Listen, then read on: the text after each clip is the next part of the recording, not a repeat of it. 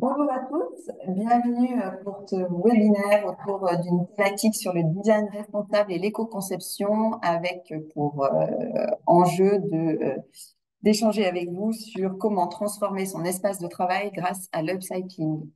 On vous propose le sommaire suivant, donc rapidement vous présenter qui est avec vous pour ce webinaire, une présentation de notre société Artpastrans, une introduction sur les sujets d'économie circulaire et les impacts, un partage d'expérience sur un projet que nous avons mené pour un de nos clients, le groupe La Poste, et puis ensuite une mise en perspective pour finalement se dire et comment on fait pour aller encore plus loin. Nous aurons un temps en fin de ce webinaire de questions-réponses. N'hésitez pas à utiliser la petite icône en bas Q et R pour nous faire part de vos questions et nous y répondrons à la fin de la présentation.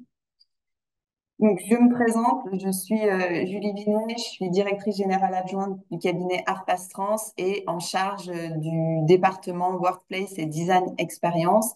Et je suis accompagnée de Carole Desfossés et de François Marot, que je laisse se présenter. Bonjour à tous, Carole Desfossés, je suis directrice de projet dans le département Workplace Design et Expérience. J'ai eu le plaisir d'accompagner déjà plusieurs clients et grands comptes sur les sujets d'économie circulaire, donc dans toutes leurs facettes. Assez récemment, le compte Enedis pour deux projets sur la défense, Astrid et Parallèle. Et puis récemment également, l'année dernière, AG2R sur des opérations de réaménagement dans lesquelles le réemploi mobilier avait une forte coloration et les enjeux de RSE également. François Marot, enchanté. Donc moi, je suis le responsable du développement de toute la partie workplace et design, et notamment aussi sur la question des partenariats. Rapidement, pour ceux qui ne nous connaissent pas complètement, donc Artpastrans, on est un cabinet de conseil en immobilier avec pour raison d'être créer ensemble un immobilier des villes et des territoires à impact positif. On est particulièrement engagé dans toutes les questions liées à la responsabilité. On est d'ailleurs certifié B Corp depuis 2017. On a été la première entreprise du secteur de l'immobilier à être certifiée B Corp, recertifiée récemment, donc un engagement fort de notre société dans ces sujets. Pour ceux qui ne connaissent pas tellement le label B Corp, et très rapidement, c'est un label qui réfléchit à accélérer la transition écologique et sociale du monde économique et finalement se poser la question de comment on arrive, comment une entreprise peut arriver à créer une économie plus inclusive, plus équitable et plus régénératrice. Artpastrans, pour accompagner nos clients, on est structuré en quatre grands métiers. Deux métiers historiques que sont la programmation et l'AMO et la partie Workplace Design et Experience et qui ont été complétés au fil du temps puisque nous existons depuis plus d'une trentaine d'années par des compétences autour des stratégies durables et transition, la biodiversité et le paysage. Si on fait très rapidement, focus sur ces différentes activités, le département programmation et AMO va réfléchir à élaborer des stratégies et des politiques immobilières, programmer un immobilier dont la clé de voûte est la performance d'usage, qui est nous vraiment au cœur de nos réflexions, pour traduire les nouveaux modes de vie et de collaboration en alliant expérience physique et digitale. Le département stratégie durable et transition, sous la marque Trans, que vous connaissez peut-être sous ce nom, réfléchit à développer des stratégies et des projets non seulement économes en ressources, pardon, faiblement émetteurs en carbone, résilients face aux changements, aux effets du changement climatique, et finalement se dire comment nos interventions peuvent avoir un impact positif au travers de l'immobilier. Le département biodiversité et paysage, donc sous la marque Gondwana, qui réfléchit à comment protéger le vivant et capitaliser sur ses apports pour une ville plus vivable et désirable en déployant une vision écosystémique à laquelle l'homme a toute sa part. Et puis enfin, et on va détailler un peu plus, le département Workplace Design Experience qui vous propose aujourd'hui ce webinaire. Nous accompagnons nos clients sur l'ensemble du processus lié aux réflexions autour des espaces de travail et de l'expérience du travail. Donc, sur des phases amont de stratégie workplace avec la définition de politique, de charte workplace, de finalement qu'est-ce que travailler aujourd'hui, quel concept je mets en œuvre dans mes espaces pour répondre aux besoins de mes collaborateurs. Toute la partie accompagnement au changement qui est clé dans ces nouvelles façons de travailler et qui a un impact très fort quand on réfléchit sur les espaces. Et de nos deux focus particuliers que sont comment on intègre les réflexions autour du confort, de la santé et du bien-être dans les espaces, notamment au travers de la maîtrise de certifications comme WELL et Osmose, et la réflexion qui nous rassemble aujourd'hui sur tous les sujets de RSE et notamment d'économie circulaire. On est également ensuite en capacité d'accompagner nos clients sur toute la partie plus classique, on va dire, de conception et de design, mais toujours en ayant ce focus RSE et confort, santé, bien-être. Donc, depuis des phases de définition des concepts, test planning, design de service, et jusqu'à suivi de la réalisation avec, et on en reparlera dans ce webinaire, la capacité à mettre en œuvre un bilan carbone d'une opération. Et puis enfin, on s'est accompagné jusqu'à, comme je le disais, la mise en œuvre, le pilotage des transferts sous différentes formes de montage, que ce soit en maîtrise d'œuvre classique ou en contract ingénieur. Aujourd'hui, Arpas Trans, c'est une équipe de plus d'une centaine de collaborateurs pour répondre à l'ensemble de nos métiers et des enjeux de l'immobilier, une équipe très pluridisciplinaire qui va regrouper des architectes, des architectes d'intérieur, des ingénieurs, des écologues, des programmistes, des urbanistes, pour vraiment venir pouvoir répondre à l'ensemble des questions que pourraient avoir nos clients. Et aujourd'hui, nous sommes implantés à la fois à Paris, qui est le lieu du siège social, mais nous avons également une implantation à Lyon et à Bordeaux, là aussi pour pouvoir répondre en proximité à l'ensemble des sujets sur l'ensemble du territoire. Nos principaux clients, rapidement aussi, les slides mettent un peu de temps à arriver, j'espère que chez vous ça arrive assez vite.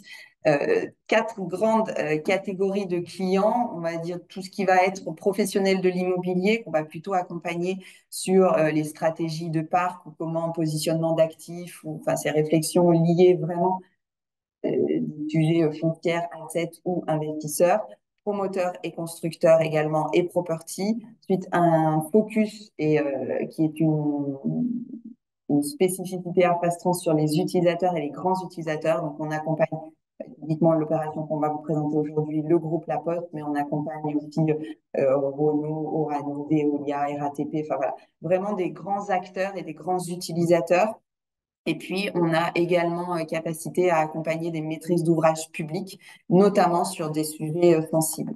L'accompagnement, on va pouvoir le faire sur tout type d'actifs, tertiaires, logistique, équipement public, commerce, loisirs, vraiment sur l'ensemble des panels et à l'échelle bâtiment, mais également à l'échelle du quartier et dans différents contextes, que ce soit en termes de rénovation d'actifs existants, de construction neuve, de requalification de friches, de maîtrise d'œuvre éco-paysage, notamment avec notre département Gondwana, et toutes les questions liées aux aménagements intérieurs. Voilà pour la présentation rapide de notre société. Je vais laisser la main à Carole pour planter un peu le décor de ce webinaire et finalement qu'est-ce qui nous incite à réfléchir au sujet de l'économie circulaire et du réemploi. Alors, on est parti. Je vais avoir effectivement le plaisir de vous partager quelques repères afin de bien comprendre le sujet, bien se comprendre. On se donne un cadre partagé ensemble. Et pour commencer, je vous propose de parler un peu du concept d'économie circulaire, donc, qui est illustré par le schéma qui s'affiche à l'écran. Effectivement, le terme y revient souvent. Mais finalement, en quoi est-ce que ça consiste vraiment? Comme ce schéma l'illustre assez bien visuellement, c'est un changement de paradigme. On vient, contrairement au modèle classique, où on va extraire des ressources, transformer, exploiter, et puis démolir et aller en fin de vie, jeter les ressources. L'économie circulaire, elle vise à réduire notre gaspillage en donnant une seconde, voire une troisième, pardon, voire une quatrième vie aux matériaux, aux produits. Et on pourrait même imaginer que ça soit sans fin, d'ailleurs le cas pour certains matériaux qui sont revalorisables à l'infini. On voit bien qu'il y a 2 cycles différents qui peuvent se présenter à nous, le recyclage et le réemploi qui participent tous les deux à l'économie circulaire. L'idée, c'est vraiment d'utiliser au maximum ce qu'on a et de tirer le maximum de chaque ressource en se disant que chaque objet peut potentiellement resservir et non plus être un déchet.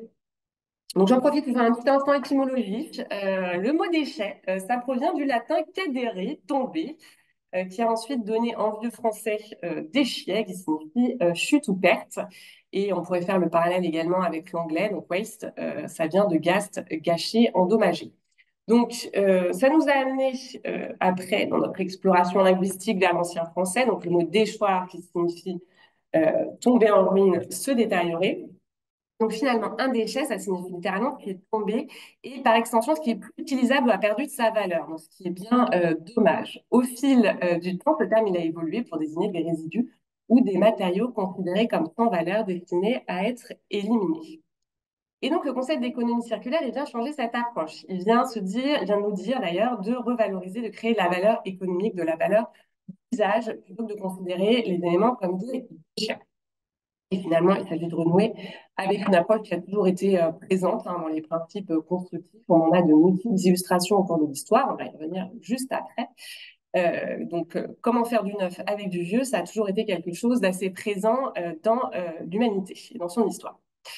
Donc finalement, maintenant qu'on a bien compris que l'économie circulaire, c'est un modèle économique qui vise à réduire le gaspillage, à maximiser l'efficacité des ressources, comment est-ce que ça peut se traduire? Donc, on vous a illustré sur cette slide-là quelques concepts, des notions de base que vous pouvez être susceptible de rencontrer dans les différents projets que vous pouvez mener. Donc déjà, la partie zéro carbone. L'objectif ici, ça va être vraiment de réduire les émissions de CO2 au strict minimum. Et pour ce qui reste, ce qui est quand même émis, de chercher des solutions de compensation. Donc, comme le dit l'adage, il n'y a pas de meilleur déchet que de déchet qui n'est pas produit, évidemment. Donc, il est toujours mieux de ne pas dépenser de carbone pour éviter d'avoir à en compenser. Donc, dans cette approche-ci, on va vraiment avoir un regard qui est centré sur des solutions de sobriété qui vont vraiment être au cœur des projets. Pour prendre un petit exemple historique, si on prend l'exemple des pyramides, par exemple, en Égypte, ben, on a des pierres qui sont issues de carrières locales et mises en place directement en constructif, complètement zéro carbone à l'époque. Ensuite, le réemploi. Donc là, il va s'agir de prolonger la durée de vie des matériaux, d'éviter de jeter pour acheter du neuf. Donc cette approche, elle commence vraiment à être bien maîtrisée sur les projets d'aménagement, notamment pour tout ce qui est mobilier. Et elle se développe bien sur le second œuvre, quand on le verra, comme on le verra juste après avec le retour d'expérience de la post-Cimo. Si je continue avec mon petit fil rouge historique sur les pyramides égyptiennes, eh bien, encore une fois, rien de neuf sous le soleil. Déjà à l'époque médiévale, il y avait un certain nombre de pierres des pyramides qui avaient été utilisées, par exemple, pour reconstruire des habitations dans la ville du Caire. Encore une fois, on voit que ça a toujours été bien présent dans l'histoire. Et puis, l'upcycling consiste à transformer des objets ou des matériaux inutilisés en quelque chose de nouveau et de lui rapporter une valeur. Donc là, pour le coup, c'est un sujet qui est encore en cours de développement, avec une filière qui doit encore arriver à maturité, de nos retours d'expérience des projets, encore une fois, très récents. Et elle nécessite vraiment de changer en profondeur la manière de concevoir les projets. C'est vraiment un sujet qui est en cours d'explosion de maturité et pour lequel on est vraiment enthousiaste et qui porte du sens pour ARP Astrance. Et donc, pour pousser finalement jusqu'au bout mon parallèle avec la pyramide de Gizeh, on pourrait se dire que la réintégration, la transformation de certaines pierres, toujours de nos pyramides, dans des édifices de culte, peuvent être vues comme une forme d'upcycling par l'ajout d'une dimension symbolique. Pour continuer maintenant sur le cadre. Alors, le cadre, cette fois-ci, plus légal et réglementaire.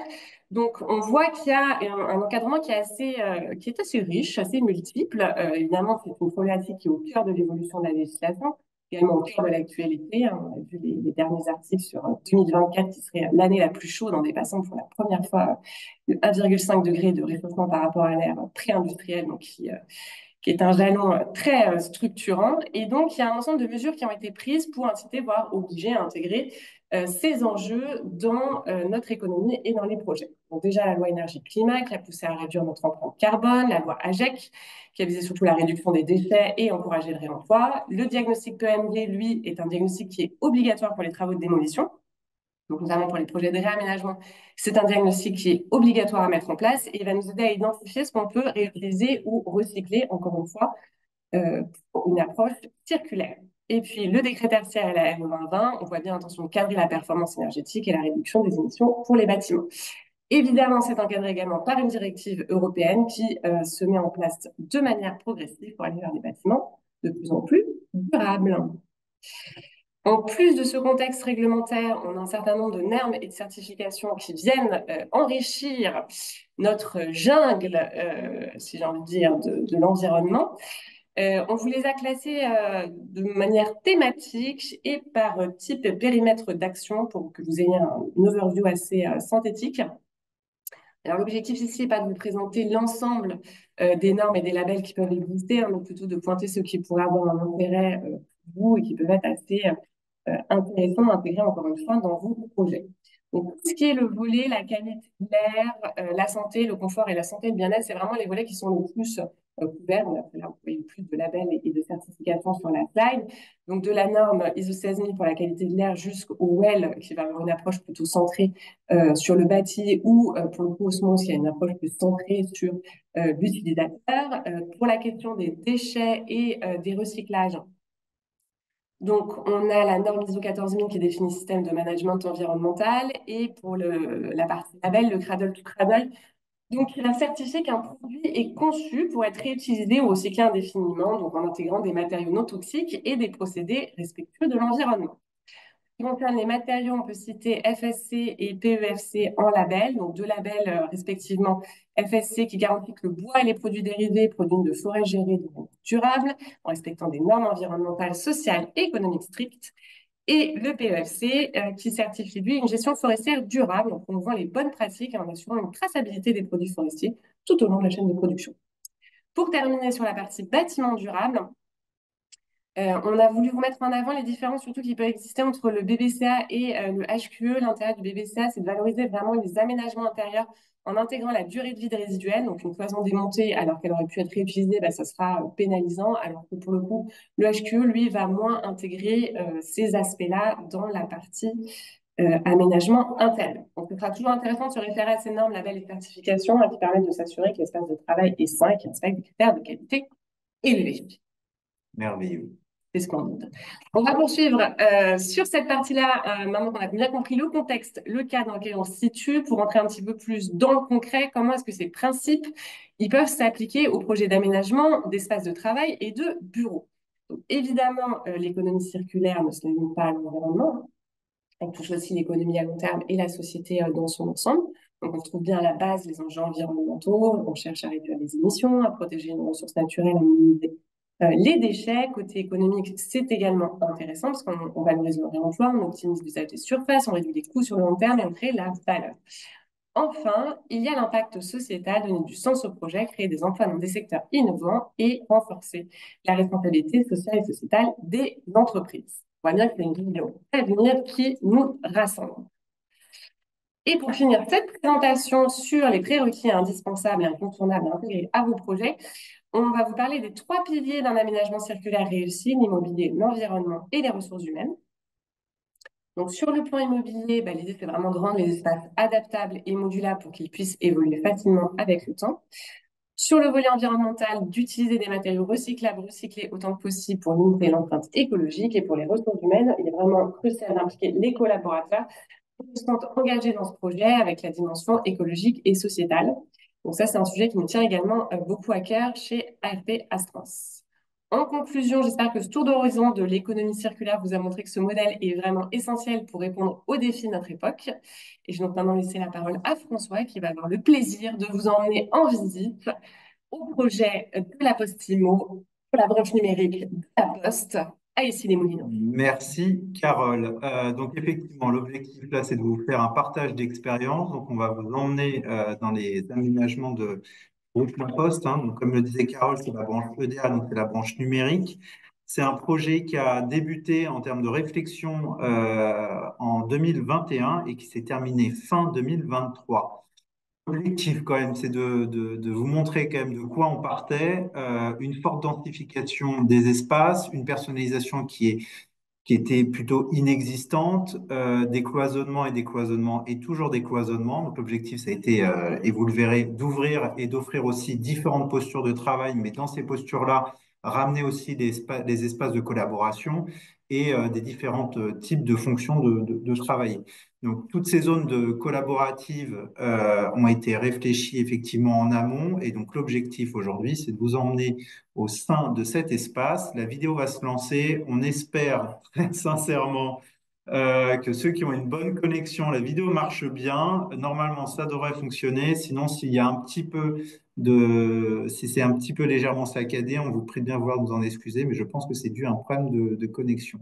Voilà, mais normalement, tout devrait bien se passer. On vous laisse partager ce moment.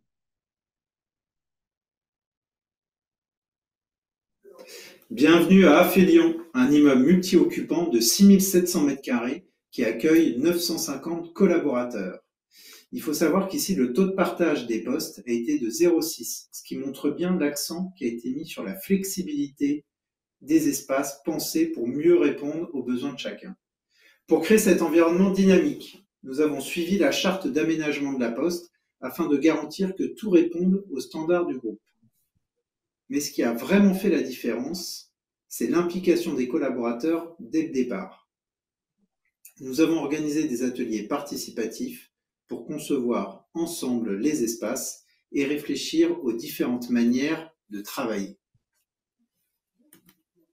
Premier enjeu, comment transformer ce site tout en mettant en valeur ses atouts? Nous avons adopté une approche biophilique en intégrant des éléments naturels pour améliorer le bien-être des équipes et créer une atmosphère apaisante. Nous avons aussi choisi des matériaux éco-responsables et privilégié le réemploi tout en gardant l'identité du lieu. Un exemple concret, on a décidé de conserver la moquette existante car elle était encore en effet en bon état, mais ce qui nous a permis de réduire les déchets. Dans les salles de réunion, nous avons ajouté des inserts en fibre recyclée pour renforcer la signalétique, guidant ainsi le collaborateur tout en restant dans une démarche durable. En ce qui concerne le mobilier, on a réussi à réutiliser 50% des éléments déjà présents sur le site. Pour le reste des 25 a été recyclé avec Valdelia et les 25 autres restants ou donnés à des associations ou utilisés sur d'autres sites de la Poste.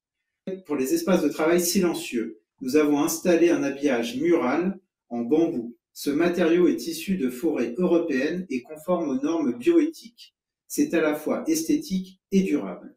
Dans les autres espaces, nous avons utilisé des visuels inspirés de la nature, créant aussi une ambiance apaisante. Deuxième enjeu, il s'agissait de créer un environnement agile et dynamique sans poste attribué pour encourager la flexibilité. Nous avons donc conçu différents types de postes et d'espaces. Des postes standards pour les tâches du quotidien, des postes assis debout avec des vélos pour encourager l'activité physique, des alcôves en forme de petites maisons pour les moments de concertation, concentration et de collaboration, et des postes de passage bien évidemment. Il est important de rappeler que ces choix ont été faits en concertation avec les managers et validés par un questionnaire envoyé à l'ensemble des collaborateurs. Pour la signalétique et la personnalisation des espaces, nous avons créé l'identité du site tout en facilitant l'orientation. Nous avons donc opté pour une signalétique réversible avec un fil conducteur jaune présent dans tous les espaces pour guider le collaborateur, des pictogrammes sur les casiers pour apporter une touche d'identité à chaque équipe, une vitrophanie qui met en valeur les compétences des équipes et renforce aussi la valorisation de leur métier. Concernant le décloisonnement et le recloisonnement des espaces, nous avons pu réutiliser 98% des cloisons existantes, ce qui a permis de limiter l'achat de nouveaux matériaux. Enfin, le troisième enjeu, le lien et la convivialité. Nous avons créé 4 zones de convivialité, à savoir 2 grandes, offrant une flexibilité maximale. Ces espaces sont donc conçus pour favoriser les échanges, le bien-être, mais permettent aussi des moments de travail informels, à savoir des activités de team building, ou encore de pause, de détente, ou encore de collation entre ses collègues. Ici encore, nous avons utilisé du mobilier existant, comme les canapés, les frigos aux couleurs de la Poste, ou bien encore les tables pour une approche cohérente et durable avec l'ensemble. En conclusion, on espère avoir montré qu'une gestion raisonnée des ressources permet de réaliser un projet à la fois responsable et attrayant, tout en restant fonctionnel pour l'ensemble des collaborateurs.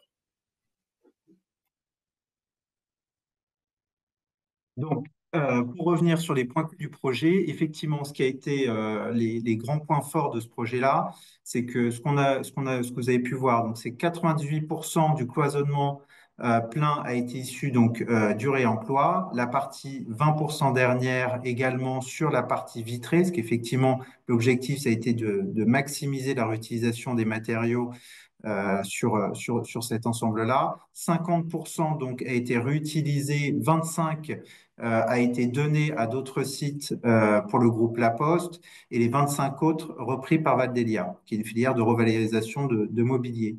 Pour la moquette, l'ensemble a été conservé à hauteur de 80% et les 20% restants ont été effectivement ce qu'on a pu voir, les inserts qui venaient rythmer dans les espaces et venir aussi guider le collaborateur sur la notion d'accès aux salles de réunion, donc qui viennent annoncer ces types d'espaces collaboratifs et 100% de ces inserts sont en éléments recyclés.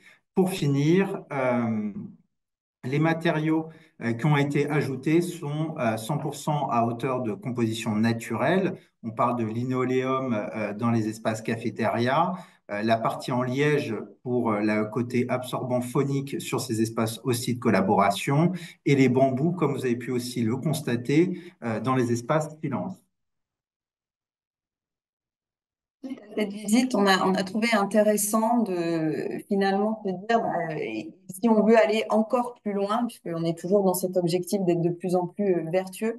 Donc déjà vous dire que dans nos réflexions Arpas France et sur la façon dont on mène nos projets, ces réflexions sont une base. On vous a mis là 3 exemples. Carole en citait un tout à l'heure avec Enedis, mais cette approche économie circulaire, réemploi et responsable dans nos projets, on l'a avec l'ensemble de nos clients.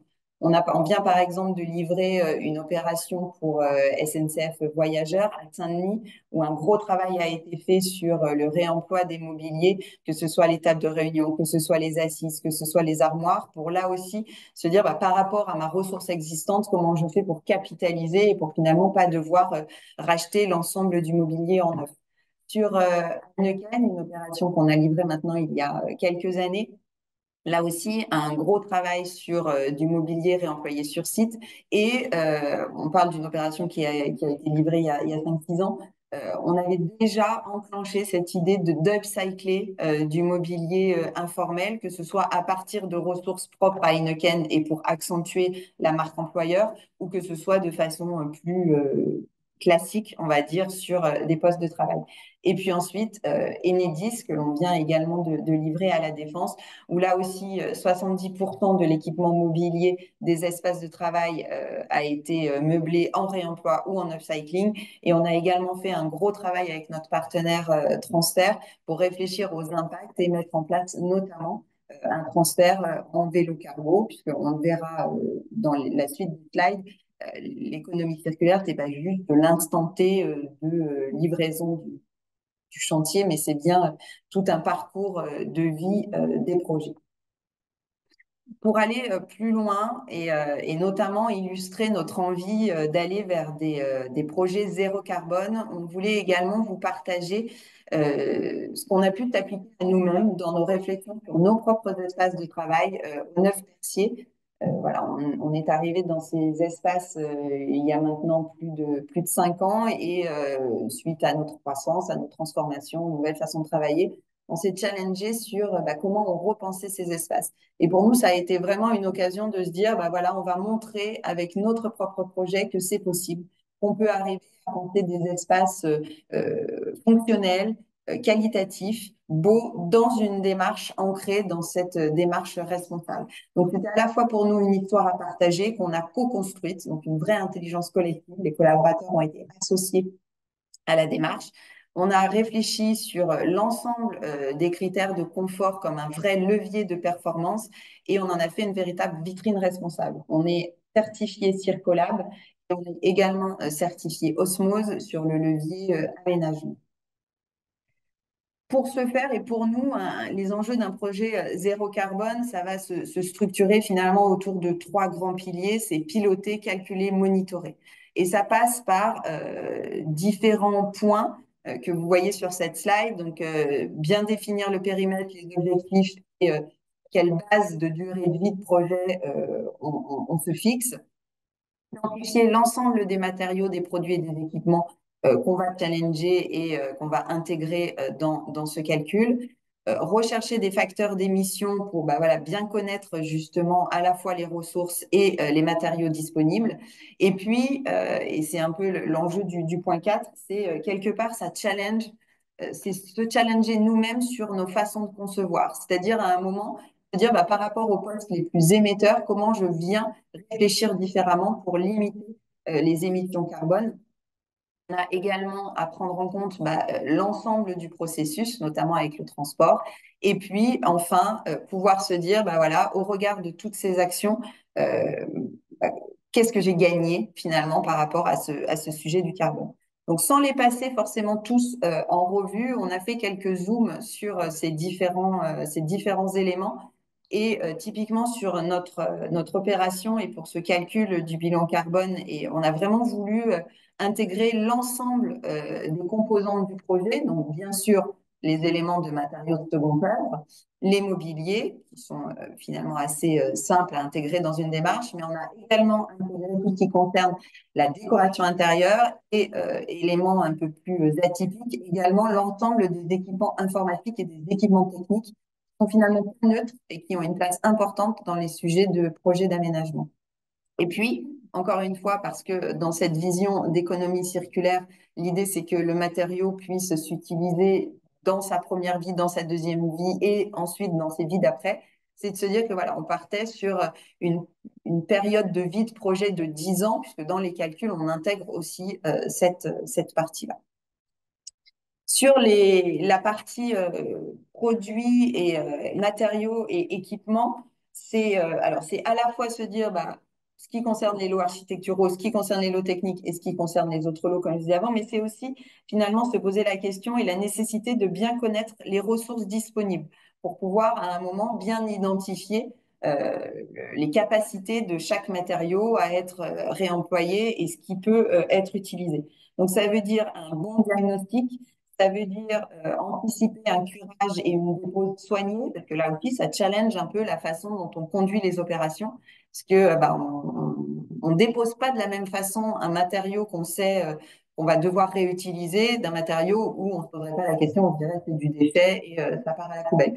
Donc c'est aussi toute la chaîne de réflexion qui est challengée et qui doit venir finalement participer à cet effort pour être plus vertueux. En fait, en tant que nous, concepteurs, on a un gros travail à faire sur l'identification des postes les plus émetteurs et finalement se dire, par rapport à ces postes-là, quelle variante je peux réussir à proposer. Donc, c'est challenger et optimiser sa conception pour réduire la quantité des matériaux en limitant les remplacements superflus. Ça peut paraître bateau, mais typiquement, l'illustration de la moquette du groupe La Poste, ça a été un vrai choix à un moment donné et nous avons fait le même dans nos locaux. À se dire, à un moment, il y a une moquette existante. Elle est peut-être pas complètement de la couleur que l'archi, donc nous, en l'occurrence, on aurait voulu, mais à un moment, elle est là, elle est en bon état, donc on l'intègre comme élément dimensionnant du concept de départ. C'est potentiellement dans les recherches des matériaux, quand ils vont venir faire des compléments, des références, plutôt privilégier des références bas carbone ou travailler avec des fournisseurs qui sont responsables et qui vont valoriser justement toute cette approche, notamment avec les FDES, alors donc les fiches produits qui se généralisent de plus en plus, mais c'est vrai que voilà, le marché est encore en structuration sur un certain nombre d'enjeux. Et voilà, c'est important de pouvoir bien avoir l'ensemble des données et ça on en a beaucoup parlé, c'est choisir des matériaux ou des produits qui sont réemployés. Donc là aussi, c'est bien identifier les gisements, le timing de ces gisements, parce que si vous livrez un projet à un instant T et que le gisement il est disponible trop tôt ou trop tard, en fait c'est un gisement qui n'est pas utilisable. Donc ça veut peut-être aussi dire challenger la façon dont on planifie les opérations. C'est intégrer des matériaux qui peuvent avoir des propriétés de séquestration carbone, c'est-à-dire biosourcés, donc qui dans leur composition même participent finalement à être faibles émetteurs. Et puis, c'est préférer un matériau ou un produit local, parce que là, du coup, on intègre dans cette réflexion le fait qu'un produit qui vient d'à côté de chez vous, bah, il est moins consommateur en carbone, notamment dans son transport, qu'un projet qui aura été fabriqué en Chine ou même en Europe de l'Est. On vous avait mis, François, force à aller vite, on vous avait mis sur la slide quelques exemples finalement bah, voilà, de produits qui peuvent venir être de bonnes alternatives par rapport à des réflexes un peu qu'on aura en conception, que ce soit sur les faux plafonds, que ce soit sur les revêtements acoustiques et même sur les moquettes, puisque la moquette, le marché au niveau de la moquette est très avancé sur ces sujets-là. Et il y a du coup beaucoup de solutions qui permettent d'être vertueux, même quand quand on pose de la moquette, pas neuve, mais du coup réemployée ou reconditionnée. J'en ai parlé, mais c'est aussi important dans les réflexions qu'on peut avoir de ne pas réfléchir à l'impact carbone juste au niveau du chantier, mais bien dans sa globalité et finalement tenir compte un peu du parcours de vie d'un matériau et avoir cette vigilance sur la provenance, les lieux de stockage, les lieux de reconditionnement. Je parlais du planning tout à l'heure, bah voilà, par rapport à une ressource identifiée, un matériau qui va être stocké longtemps dans un lieu et qui va devoir ensuite être amené sur site, ben voilà, sera peut-être moins efficace qu'une ressource qui serait disponible au bon moment. Alors, ça nécessite effectivement de réfléchir différemment les projets de conception et d'intégrer ces sujets, en fait, finalement, et d'accepter, là aussi au niveau du design, ben de revoir un peu nos façons de faire. Et donc, si on revient à notre sujet 9 avenue Percier, donc nos propres locaux, donc en travaillant sur ces principaux postes clés de réduction carbone et par rapport à un scénario de référence qui aurait été, bah, on ne se pose pas de questions et on refait l'ensemble du projet en 100% neuf, bah, finalement, on a économisé 79% sur ce bilan carbone et sur les émissions carbone. Donc, on est très fiers de ça. Alors, on n'est pas encore à un projet zéro carbone. On a encore une petite partie à traiter, mais voilà. Nous, on croit fort au fait que, en réfléchissant, en travaillant avec les filières, en travaillant avec les fournisseurs, en travaillant bien sûr avec nos clients, on peut vraiment arriver à quitter une vision vertueuse des projets d'aménagement et encore une fois, en intégrant le fait qu'un projet pensé économie circulaire, réemploi et vertueux n'est pas un projet non fonctionnel, n'est pas un projet moche et n'est pas un projet forcément plus cher. Je sais que c'est souvent une question qui revient. Et donc, en synthèse, on a 65% du mobilier qui a été conservé, 95% du cloisonnement qu'on a réemployé in situ. On a juste complété par 3 nouvelles portes et une cloison, donc vraiment au minimum. La moquette conservée également. Les 20% qu'on n'a pas conservé, c'est parce qu'on a changé de revêtement de sol pour des sujets de fonctionnalité des espaces, notamment dans un espace cuisine. Et 95% des équipements techniques conservés. On a beaucoup travaillé sur les matériaux et leur provenance, donc avec l'emploi de peinture biosourcée, de l'acoustique ressourcée, l'emploi de lin, de bois, de fibres textiles. Donc vraiment un travail sur notre matériothèque et sur les mises en œuvre qui a été très important. J'espère qu'on vous aura convaincu que voilà, on peut réussir à faire un projet vertueux et responsable. On est en capacité vraiment sur ces sujets de vous accompagner dans tous les contextes, c'est-à-dire sur un site existant, c'était le cas La Poste, mais on a typiquement le projet SNCF à Hameau, c'était une construction neuve. Et pour autant, on a quand même réfléchi à se dire bah, comment on arrive à être économe en ressources sur ce projet. Donc, site existant, nouveau site, du diagnostic son importance dans cette réflexion économie circulaire et réemploi. Que si on commence à se poser la question de l'économie circulaire et du réemploi au milieu de la conception ou à la fin de la conception, c'est déjà trop tard. C'est vraiment un sujet qu'il faut prendre en amont et au début parce que, encore une fois, ça vient vraiment challenger nos façons de concevoir les éléments. Et pour nous, du coup, on a 9 thématiques qui nous semblent importantes à couvrir quand on réfléchit sur un aménagement intérieur éco-responsable. Donc, c'est bien sûr l'ensemble de tout ce qui va concerner les matériaux. C'est pouvoir s'appuyer sur les certifications et les labels. Carole en a parlé au départ. C'est également réfléchir au sujet des peintures et des finitions qui soient écologiques. c'est réfléchir à l'éclairage. Et quand on réfléchit à l'éclairage, on réfléchit aussi au confort des utilisateurs. On ne fait pas des projets où on est dans le noir, mais pour autant, on se challenge sur de solutions on peut retenir pour qu'on soit éco-responsable. C'est intégrer, c'est ce qui a été fait sur le projet La Poste, un design biophilique avec la végétisation des intérieurs. Donc, pas seulement mettre des plantes, mais aussi tous les codes finalement graphiques, design qui peuvent venir rappeler la nature. Finalement, réfléchir à l'optimisation de l'espace et à l'usage des espaces et à l'usage du juste mètre carré, bah, c'est aussi avoir une approche éco-responsable. Parce que comme le disait Carole tout à l'heure, le meilleur déchet, c'est celui qu'on ne produit pas. Bah, finalement, le mètre carré, c'est celui qu'on ne met pas en œuvre pour ne pas l'utiliser. Donc, encore une fois, cette réflexion sur l'optimisation, les fonctionnements et les usages est très importante. Et aussi se dire en termes d'équipement, comment on arrive à sélectionner des équipements qui soient plus économes en énergie, donc aussi sur ces dimensions techniques. Et puis ensuite, réfléchir là sur la circularité de notre design et comment en fin de vie et anticiper dès la conception cette fin de vie ou cette fin de projet, comment le matériau, la ressource pourra être récupéré, réutilisé et éventuellement recyclé. Donc pour nous aujourd'hui, ce sujet des projets éco-responsables en économie circulaire, c'est plus juste une lubie de quelques personnes, ça a un vrai impact et c'est vraiment possible. On pense vraiment que tout le monde peut devenir acteur éco-responsable en mettant en œuvre, encore une fois, il peut y avoir des petits pas et des grands pas, mais tous les pas sont bons à prendre. Donc, j'espère qu'on vous a montré avec ces quelques exemples que c'est possible. Le marché se structure. Les archis, nous, on est prêts à challenger nos façons de concevoir pour venir répondre aux enjeux que vous pouvez avoir en respectant des plannings, des coûts et l'usage et la fonction des espaces de travail. Merci. Est-ce que vous avez des questions? Alors, vous pouvez adresser vos questions dans l'onglet Q et R. N'hésitez pas. Il nous reste un tout petit peu de temps pour répondre à vos questions.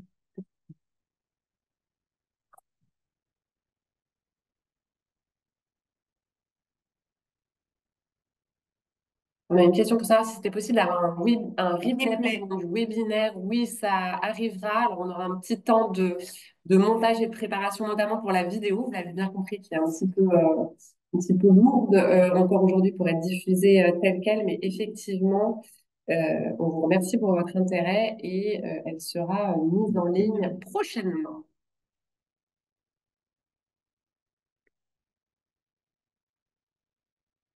Si vous n'avez pas de questions, n'hésitez pas également à me partager si ça vous a paru pertinent, si vous auriez aimé voir d'autres éléments, quelle suite vous verriez donner à ces différents sujets dans les secondes qui nous restent maintenant. Vous aurez de toute façon dans le replay le lien qui vous sera envoyé, toutes nos coordonnées. Donc encore une fois, on serait ravis de pouvoir continuer à réfléchir avec vous. Alors, on a une interrogation d'un spectateur anonyme qui s'interroge sur la performance de l'acoustique par l'utilisation de mobilier et de cloisonnement existants. Alors, sur les mobiliers de réemploi, les mobiliers upcyclés gardent leurs propriétés. Je pense que je révolutionne pas ou je vous fais pas tomber de votre chaise en vous disant que si vous ne faites pas d'autres interventions que le mobilier, l'acoustique risque de pas être vraiment très performante, puisque le mobilier vient participer, mais n'est pas un élément acoustique en tant que tel. Et sur les cloisons existantes, c'est vrai que c'est un vrai sujet, parce que la cloison, une fois qu'elle est construite, elle a une certaine hauteur. Donc, réutiliser de la cloison sur un site in situ, on va dire, c'est souvent relativement faisable, puisque sur un même plateau, on arrive à avoir les mêmes hauteurs sous plafond. La question est plus compliquée ou plus touchy quand il s'agit de réemployer de la cloison sur d'autres sites. Mais là aussi, des solutions existent. Alors là, encore une fois, ça challenge la conception, parce que peut-être qu'au lieu d'avoir une cloison toute hauteur, bah, on aura une cloison avec une allège. Et les solutions techniques aujourd'hui font que l'acoustique de ces cloisons est tout aussi performante qu'une cloison neuve. Donc, quelque chose qui est complètement faisable. Le Et alors, transport en cargo. peut-être Carole, tu veux en dire un mot? Les transports sont toujours un grand sujet d'intérêt. Sur l'opération Enedis, on est par exemple donc toujours sur la partie réemploi et upcycling immobilier, il y a eu des déménagements qui ont été réalisés en vélo cargo, donc sur l'esplanade de la Défense, transport. Par contre, sur le cargo bateau en tant que tel, je n'aurais pas d'exemple spécifique à démontrer, si ce n'est qu'effectivement, c'est un mode de transport un peu plus éco-responsable que des transports, on va dire, en avion. Pour autant, privilégier toujours tout ce qui est transport ferroviaire et plus vertueux. Alors, on nous pose la question, et je prends encore une question, et après, on prend l'engagement de finir à midi, donc on prend encore une question, mais n'hésitez pas à continuer ces échanges avec nous par mail ou en nous appelant, il n'y a aucun souci. Savez-vous mesurer les impacts carbone d'un projet? Existe-t-il un modèle de mesure partagé? C'est ce qu'on vous a partagé là, c'est-à-dire que nous, pour notre projet Percier, nous avons développé un modèle. On a ce modèle, on le partage avec certains de nos clients. Donc, si vous avez des sujets, n'hésitez pas à nous contacter. À un moment, le modèle, il définit, c'est ce qu'on disait dans la présentation, c'est-à-dire qu'il faut définir les objectifs, qu'est-ce qu'on intègre dans le calcul, donc sur quel lot on travaille, sur quelle durée de vie. Nous, notre principe, c'est de dire qu'on fait ce calcul du bilan carbone par rapport à un projet de référence. Donc, en l'occurrence, là, le projet, si on avait fait le même projet en 100% neuf, ce qui nous donne une valeur de référence et qui nous permet finalement d'avoir un différentiel par rapport au calcul, par rapport à un projet qui a mis en œuvre des solutions de réemploi. Je peux peut-être compléter. Ce qui est sûr, c'est qu'il n'y a pas un modèle unique qui existe et que même avoir une approche globale d'un bilan carbone de projet, j'ai envie de dire, dès sa mise en conception, hein, donc très en avant projet jusqu'à mise en exploitation et la vie du bâtiment, aujourd'hui, ça n'existe pas en tant que tel. Il y a plein d'outils qui sont en train d'arriver. Il y a même des maquettes numériques des bâtiments qui vont permettre certainement de faciliter l'exploitation et encore une fois cette économie circulaire. C'est des vrais sujets qui sont en cours de développement. C'est pour ça on fait ce webinaire et qu'on porte cette parole-là aussi. C'est vraiment pour mobiliser tous les acteurs et que vous soyez aussi porteurs en interne dans vos organisations de cette nécessité de changement. Écoutez, je vous propose, merci à tous. Merci. On est ravis d'avoir pu échanger avec vous. N'hésitez pas à nous solliciter si vous avez des questions ou même si vous n'avez pas forcément de projet pour échanger. On est toujours très preneurs de ces échanges. Et merci beaucoup et à très bientôt. Merci. En complément, effectivement, on nous parlait d'anticipation, notamment sur les demandes et quand est-ce qu'on devait nous solliciter. Effectivement, un projet le mieux préparé, le mieux anticipé est celui qui va couvrir l'ensemble des problématiques et sur lesquelles nous, on va pouvoir répondre et vous accompagner dans ce sens-là. Donc, effectivement, n'hésitez pas à nous contacter et nous ferons plaisir de vous répondre. Encore un grand merci, très bonne journée à tous et à très bientôt. Merci. Au revoir. Au revoir.